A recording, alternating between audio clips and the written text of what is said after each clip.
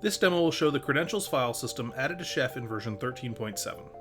Some of the features I'm showing today were added in later releases, so be sure to check the release notes if you aren't on the latest Chef. The credentials file lives in your home directory under the .chef folder. It uses TOML formatting with one top-level section per profile. The keys are mostly the same as with the traditional knife.rb file, with a few improvements for readability. Here we have a simple credentials file with one profile, default. It sets the Chef server username and authentication key, and the URL to the Chef server. By running knife config, we can see those three values. And we can run a knife command to make sure it's working.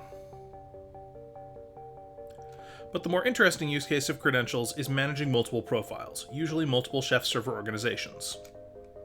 This credentials file has three profiles, default, prod, and internal. We can also see a setting for knife, which works like the knife hash from a knife.rb file. If no profile is specified, it uses default, which we can see again with knife config. You can select a profile in three ways. First, we use the environment variable chef profile. This shows the configuration is now using the prod profile, and that we can see different nodes. You can also use the -- profile command line option on any knife command. Or you can use the .chef/context file next to the credentials file.